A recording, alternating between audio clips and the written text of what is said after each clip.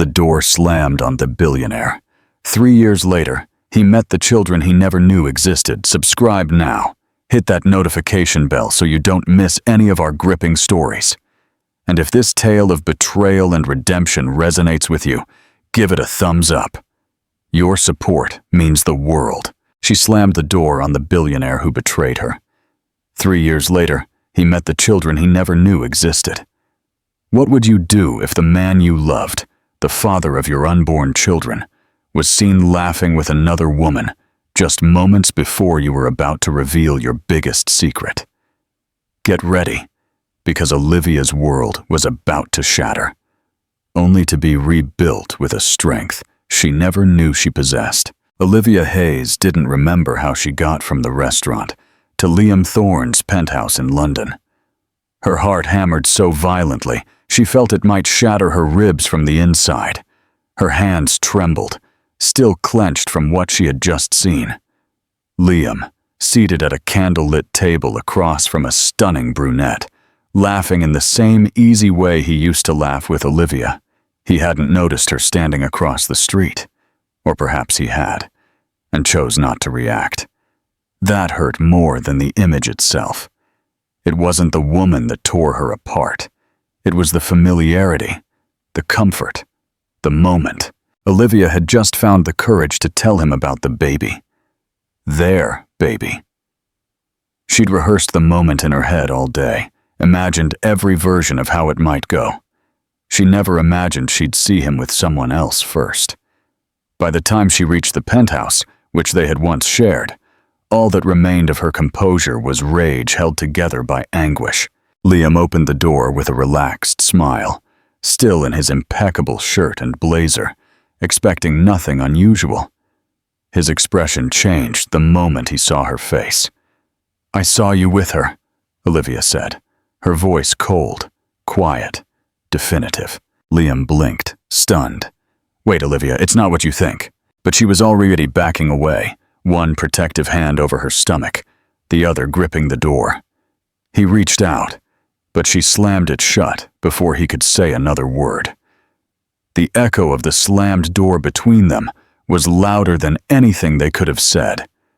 In that moment, something inside her broke, but something else hardened. Olivia had always been forgiving, always soft, always understanding. But this was a line she could not uncross. She had trusted Liam Thorne, the golden boy of the tech world, the charming CEO with ice blue eyes and an ambition bigger than any skyscraper. She had believed he saw her not just as temporary, but as real. She had been wrong. That night, Olivia didn't cry. At first, she packed a suitcase with trembling hands, left her keys on the counter, and walked out into the city with only a child growing inside her and a future she'd have to build alone. It was raining. She didn't flee the rain. She let it soak her through. By morning, she was on a train north, far from London, from the cameras, from Liam's multi-billion-pound empire. She found a small town a few counties away, quiet, slow, safe.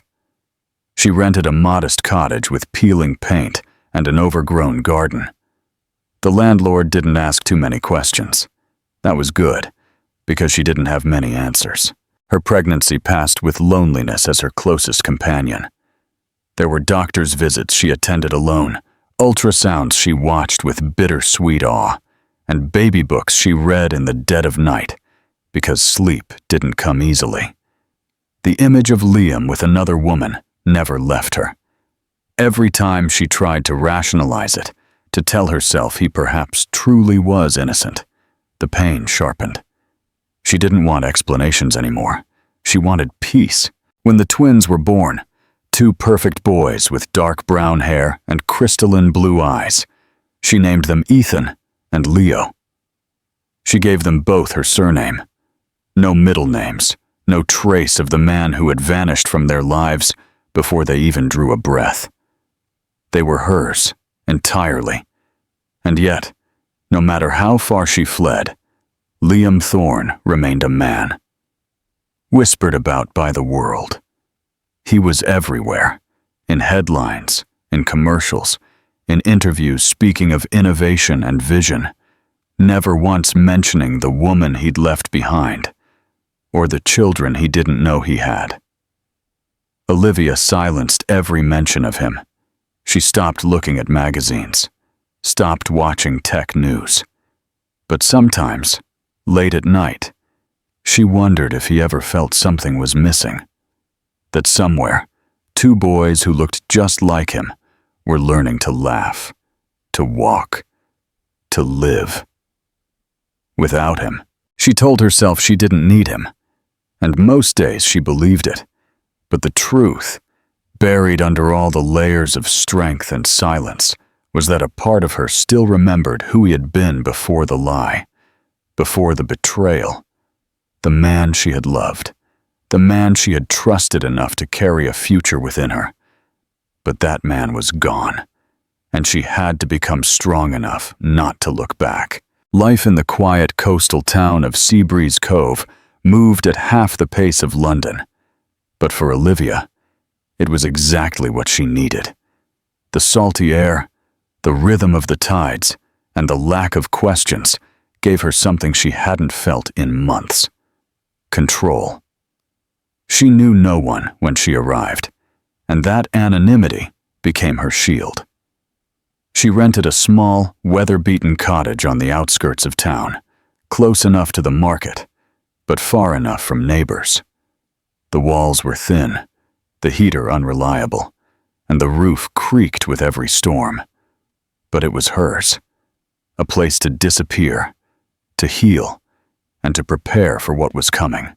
Her pregnancy advanced in a haze of quiet resilience. Olivia had never imagined facing it alone, but as the days turned into weeks, she adapted. She learned to manage the fatigue while working from home, balancing freelance design projects with prenatal vitamins and endless reading. She researched everything obsessively: natural births, baby sleep patterns, feeding schedules, because planning gave her something to hold on to.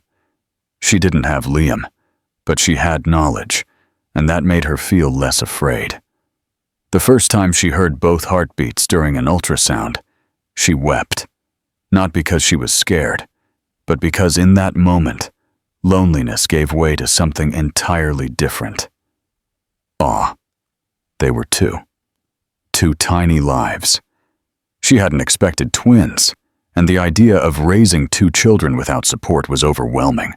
But she also felt a kind of electric joy. It meant she wouldn't be truly alone.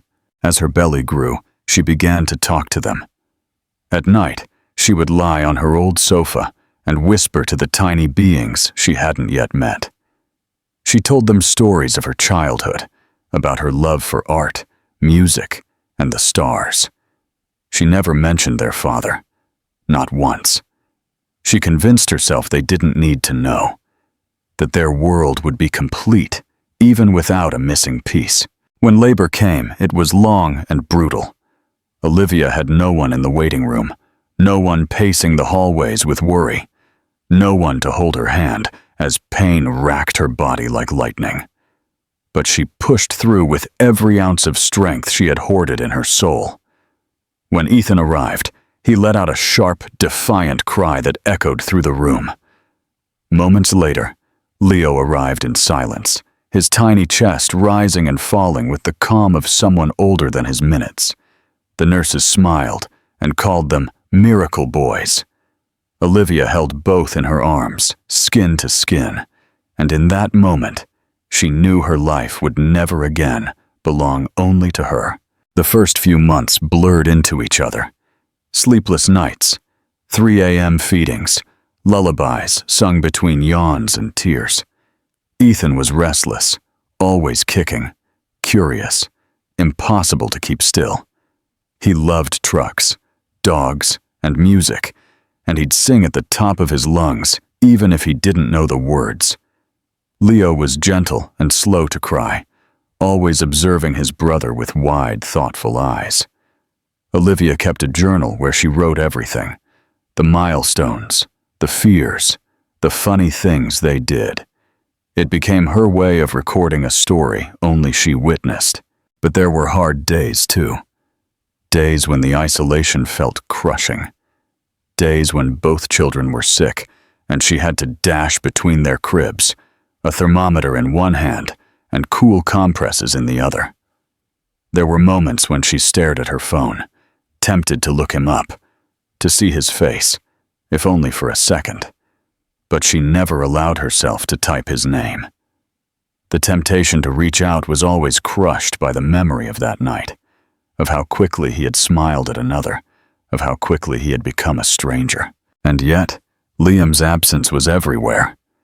In the questions the pediatrician asked about family history, in the blank space on the birth certificate, in the fact that only she had to decide everything about their future. Still, she bore it. For them. Over time, the town became familiar. The woman at the bakery always saved Olivia an extra cinnamon roll on Fridays. The elderly man who ran the hardware store gave her a used space heater when he learned she had twins. She wasn't close to anyone, but she was no longer invisible. She became the brave young mother with the beautiful boys. No one asked about their father. No one needed to. Everyone assumed what she allowed them to assume. When the boys turned 2, she threw a small party in the backyard. Just balloons, cupcakes she baked herself, and a playlist of soft acoustic songs they liked to dance to. Ethan ran in circles chasing bubbles. Leo tried to stack plastic blocks on a folding chair. Olivia watched them, kneeling on the grass, and realized something simple and devastating. They were enough, and yet a part of her still carried the story she had buried, the love she once had, the betrayal she never got to resolve, and the truth she had never dared to tell. Because no matter how much she tried to erase Liam from her life, she couldn't erase him from their faces. Every time Ethan raised an eyebrow like him, or Leo squinted his eyes when he was concentrating, Olivia felt the echo of a man who had no idea what he had left behind. But she never said a word. Not yet. It could never be avoided, because her sons deserved a life without ghosts, and she had finally built one. By the time Ethan and Leo turned 3, Olivia had developed a rhythm that, though exhausting, made her feel powerful in a way she had never known. Her days began before the sun, and ended long after the boys had fallen asleep. Each morning she made them oatmeal with sliced bananas, combed their soft brown hair, and listened to their tiny voices debate which color socks to wear. It was chaotic and tender, and every detail mattered. She had become the kind of mother she never thought she'd have to be, present for every second, even when her body craved rest, and her mind spun with worries she couldn't say aloud. Ethan had become a whirlwind of energy, always bouncing from one activity to the next, shouting questions, pointing out the obvious, as if he'd discovered it for the first time. He loved trucks, dogs, and music, and he'd sing at the top of his lungs, even if he didn't know the words. Leo, in contrast, was quiet and observant, often opting to watch his brother from a distance before joining in. He was gentle with animals and people alike, with a thoughtful gaze that made Olivia wonder what he was thinking. She often said they were night and day, but they were both born under the same storm of love and pain. She couldn't imagine one without the other. Their bond was unbreakable. Even when they fought, they made up in minutes. If Ethan scraped his knee, Leo would run to get a Band-Aid.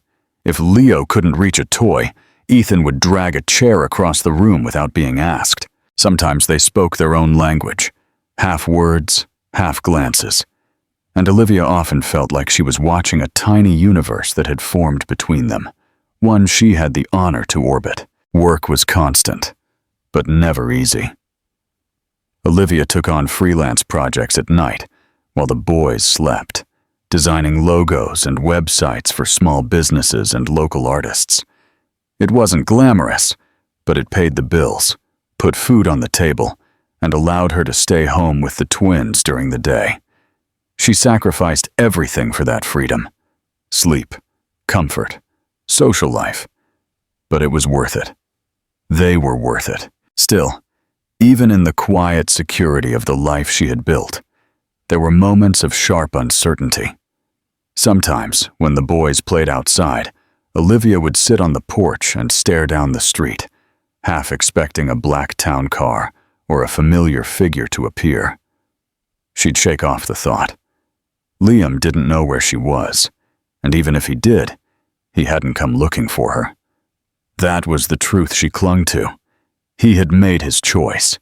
She had made hers. Then came the photo. It happened one warm spring morning at the farmer's market. Olivia had taken the boys to pick out strawberries and sunflowers, something they did every Saturday. A local photographer was documenting mothers in their natural habitat, taking candid shots of families as part of a feel-good blog project. Olivia didn't think much of it when he asked to snap a few pictures. She politely agreed, took Ethan's hand in one and Leo's in the other, and laughed as they tugged her towards a giant pile of fresh bread. The photographer thanked her and handed her a business card, promising to tag her if the photos were used. She forgot about it almost immediately, but a week later, her face was everywhere. The blog post had gone viral. Single mother of twins steals hearts at Seabreeze Cove. Market. Comments flooded in. Praise, questions, speculation. People wanted to know who she was, where she came from, how she managed it all alone. Someone reposted it on Twitter, then Instagram, then national parenting forums. Olivia tried to ignore it. She told herself it would die down. But the photo, her laughing in the sun with two boys who mirrored Liam's eyes, now floated across the internet like a flare. She didn't sleep for 3 nights after it happened. The possibility of being found, of her past catching up to her, gnawed at every corner of her mind. She checked her email compulsively. Then she hated herself for doing so. On the 4th day, it happened. She opened her inbox and froze. A new message. No subject. Sender. Liam Thorne. She stared at it for almost 10 minutes before clicking. There were only 3 words inside. Olivia, it's me. No explanation. No accusations. No anger.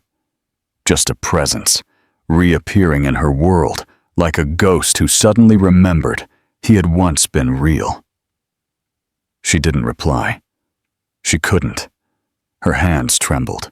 Her breath caught in her throat. The children were napping. The house was silent.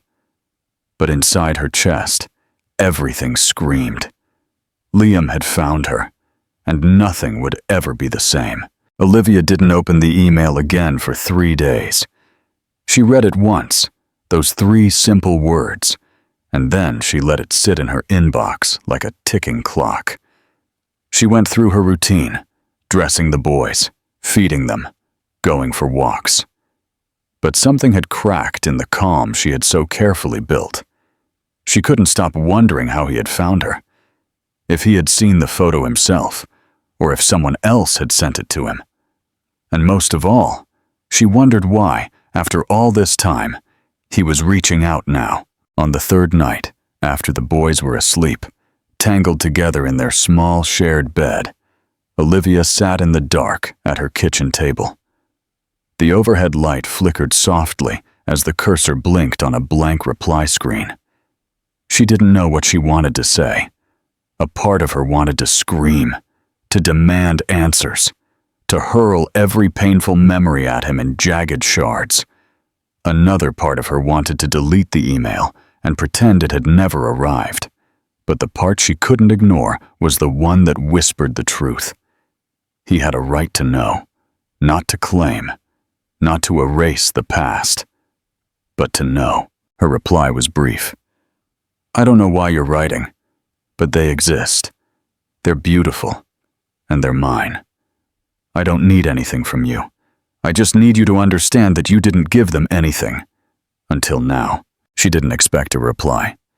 She sent it and closed the laptop, as if shutting it could seal off the part of her heart that had just broken open again.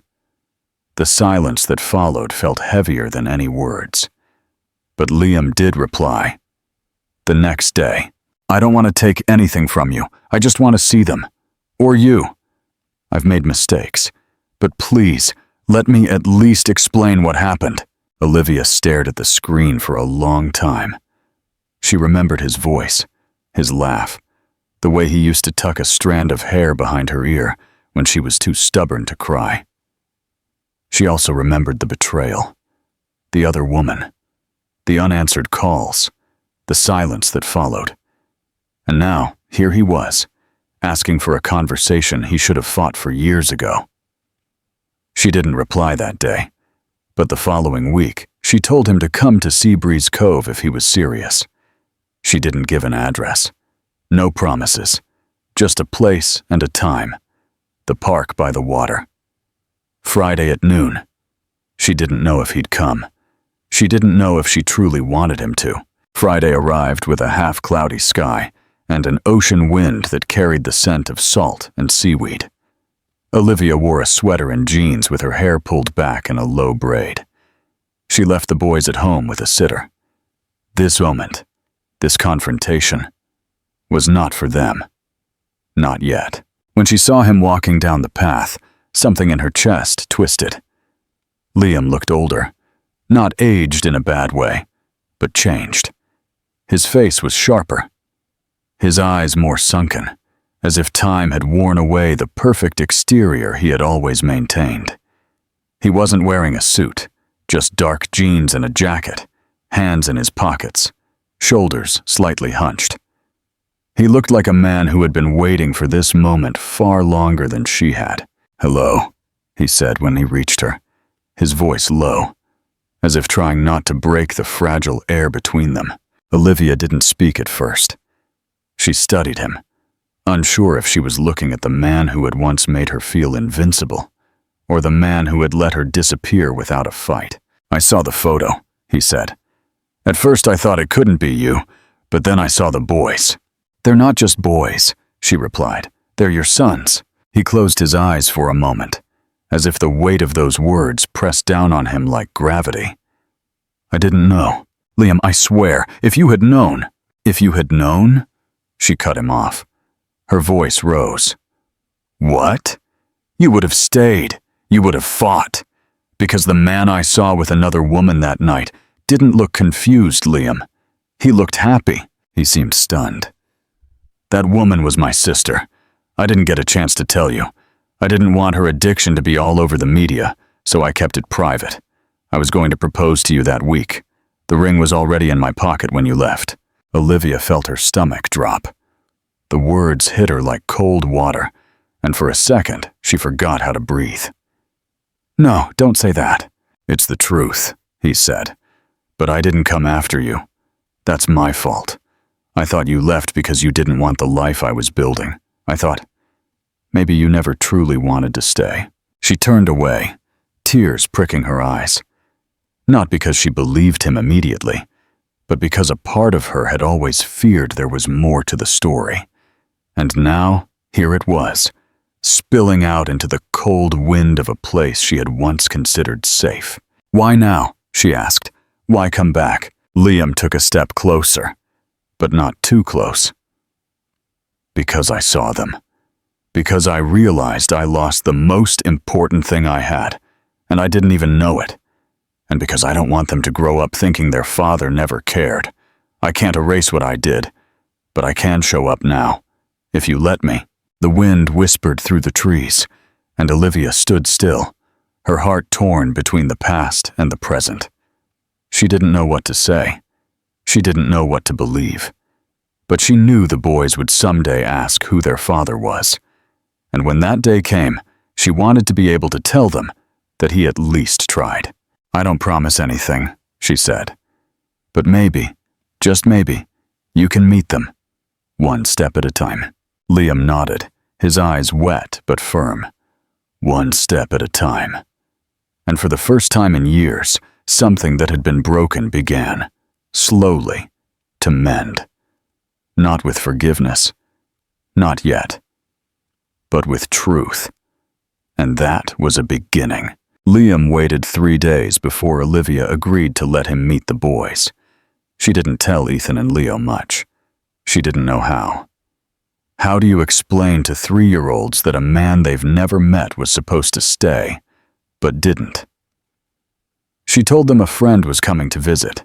She rehearsed answers in her head to questions they might ask, but hoped they wouldn't. Her stomach remained in a knot all day. She arranged the meeting at the local botanical garden, a wide, open space where the boys could run freely, and she wouldn't feel trapped. She didn't want them to feel like they were being scrutinized, and she didn't want Liam to think for a moment that this would be easy or casual. This was the most important moment of their lives so far, even if the boys didn't understand it yet. Liam arrived early, dressed simply in a soft gray sweater and dark jeans, and held a small toy truck in one hand and a storybook in the other. Olivia wasn't sure if the gifts were a good idea or not, but she was grateful he didn't come empty-handed. She stood aside as he waited nervously near the entrance, checking his watch, looking around like a man trying not to panic. When the boys arrived with her, Ethan immediately ran toward the flowers, shouting something about finding a butterfly. Leo, more cautious, clung to Olivia's leg, eyeing Liam with quiet curiosity. Liam didn't rush them. He knelt down and waited until they came closer. He didn't speak immediately. He just offered the truck to Ethan and held out the book to Leo. Ethan, true to form, took the truck without hesitation and began to zoom it across the gravel. Leo stared at the book, then slowly walked forward and took it in his small hands. Liam looked at Olivia for permission. She gave him a small nod, and then he spoke. "Hello," he said softly. "I'm Liam. I'm very happy to meet you." Ethan didn't reply, too focused on making engine noises. But Leo nodded once, serious and quiet, and said, "Hello." That was the beginning. They walked through the gardens together for over an hour. Liam kept pace with the boys, not taking control, not pushing conversation. He asked what their favorite colors were, if they liked dinosaurs or space more, what songs they liked to sing. Ethan answered every question with delight, while Leo often waited, then added his own thoughts with a quiet wisdom. Olivia watched it unfold, with a mixture of disbelief and cautious hope. This was the man who had missed every birthday, every fever, every first word. And yet, he was here, present, listening. As they sat on a bench beneath a wisteria vine, Ethan climbed onto the backrest and pretended to be a pirate. Liam offered to read to Leo, who was already poring over the pages of the book he'd brought. Olivia sat beside them, but didn't speak much. It wasn't necessary. Her eyes never left the scene. A man who had once disappeared, gently reading to a child, who didn't even know what a father was supposed to be. When it was time to leave, Ethan said, "Are you coming to our house next time?" Olivia's heart stopped for a moment, but Liam looked at her before replying. "That's up to your mom," he said, "but I'd like to." Leo looked at him. "Do you know how to make pancakes?" Liam chuckled softly. "Not very well, but I can learn." That night, after the boys were asleep, Olivia sat on her porch, a blanket wrapped around her legs, and stared out into the darkness. Liam had walked them home, but he didn't stay. He thanked her, said he wouldn't call unless she said it was okay. He left her with no pressure, no promises, just the feeling that something might finally be changing. She thought of how easy it would be to fall back into the past, to imagine him holding her as he used to, whispering apologies and dreams they once shared. But she wasn't the woman he'd left behind. She was stronger now, and she wasn't doing this for nostalgia. She was doing it for Ethan and Leo, for the chance that they could know a version of their father who wasn't perfect, but was present. That, more than anything, was what they deserved. And if Liam kept showing up, not with grand gestures, but with quiet consistency, maybe, just maybe, he could become someone worth forgiving. Not for the past, but for the future they could still build. In the following weeks, Liam began to show up every Saturday morning like clockwork. At first, Olivia kept things guarded. She never left him alone with the boys. She always stayed close, observing with quiet intensity. But little by little, as she watched his steady patience, his gentle attentiveness, and the sincere effort in his eyes, she began to let her guard down, piece by piece. The boys, however, needed no convincing. Ethan quickly bonded with Liam as if he'd always been there, dragging him into imaginary games, insisting he build Lego towers and chase them around the backyard like a dinosaur. Leo took longer. He'd sit nearby, but rarely touched him, watching Liam with silent eyes, as if waiting to see if this new person would also disappear. But even he began to approach, especially when Liam would read to them, or sit cross-legged on the floor, sketching ridiculous stick figures at their command. Olivia began to see a side of Liam she had never known. He was softer now, stripped of the arrogance and image he used to wear like armor. He didn't talk about his company, unless asked. He never pulled out his phone when he was with the boys. He didn't apologize or try to make grand statements. He simply showed up, week after week, on time, sleeves rolled up, and an expression that said he knew how much he had to prove. One Saturday afternoon, as Liam helped Olivia wash paint-covered hands in the kitchen sink, Ethan suddenly turned to him and said, "You can come on Wednesdays too, not just Saturdays." Olivia froze, unsure how to respond, but Liam just smiled and looked at her for permission. She gave him a small nod. From that week on, Wednesdays became their second ritual. He'd bring takeout and play with the boys until bedtime, often helping Olivia clean up afterward. They never talked much about the past. The unspoken agreement between them was clear. The past was heavy and sharp, but the present had to be gentle enough to build trust. One evening, as they folded laundry together in the living room, Olivia finally asked the question that had been on the edge of her heart for weeks. "What made you stop looking?" Liam paused, his hands buried in a pile of tiny socks. "I didn't know how," he said quietly. "After you left, I thought you didn't want to be found. I thought you hated me so much that disappearing was your way of telling me it was all over. And honestly, I didn't know if I deserved to find you." He looked at her then, his eyes full of something that felt like regret, soaked in truth. "But I should have tried harder. I should have known you wouldn't have just left without a reason." Olivia didn't reply immediately. The boys' laughter echoed from their room down the hall. She thought of the nights she'd spent rocking them to sleep, the birthdays she'd planned alone, the loneliness she'd fought off like an illness. "You missed so much," she whispered. "You missed everything." Liam nodded slowly. "I know, and I'll never get that time back. But if you let me, I want to be here for everything that comes next." Their connection didn't revert to romantic. Not yet. But something deeper was forming between them. A quiet partnership rooted in parenting, in redemption, in the slow rebuilding of something that had once shattered. Olivia saw how the boys blossomed with him around. Ethan became more confident.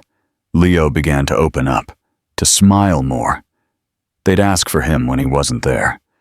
They'd draw pictures of their family that now included 4 stick figures instead of 3.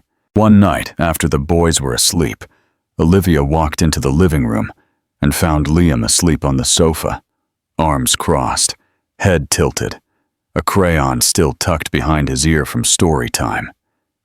She didn't wake him. She sat across from him and just watched him for a while, realizing that, for the first time in years, The house felt full. Not noisy or chaotic, just full.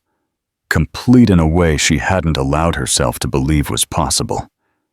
She didn't know what the future held, didn't know if she and Liam would ever be what they once were. But she knew her children were happier, that she no longer carried the weight alone, and that Liam, for all his failures, was trying. Every single day. Sometimes, redemption doesn't come with a grand gesture. Sometimes, it tiptoes in through routine, through quiet apologies made with actions instead of words. And Olivia was learning that maybe, just maybe, second chances didn't have to be loud to be real. By the time autumn arrived in Seabreeze Cove, with crisp air and leave turning golden on the hills, Liam had become a pillar in their lives. Not just weekends or midweek dinners. He was there for school projects, doctor's appointments, bedtime stories, and early morning pancake requests.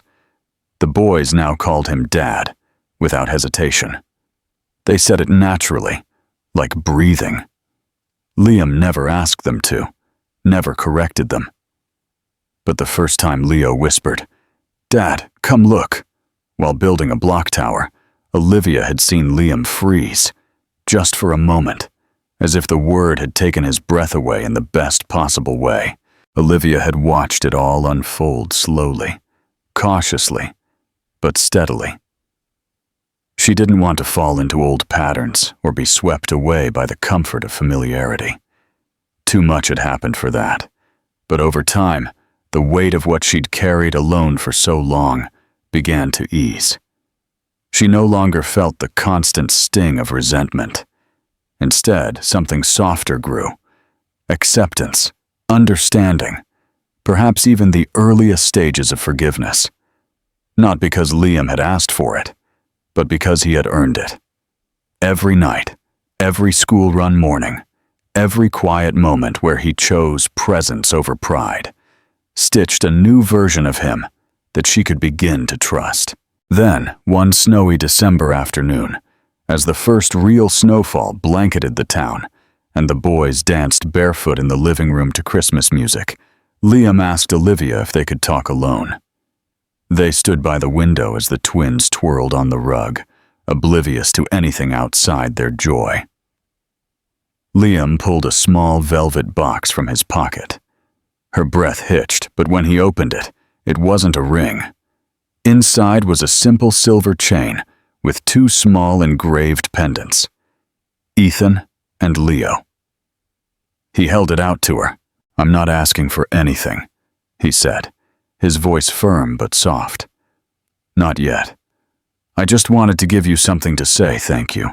For them, for the chance to be their father, and for not closing the door completely, even when you had every right to." Olivia looked at the necklace. Her fingers trembled slightly. She said nothing at first. She just took it, gently. That moment didn't need romance or declarations.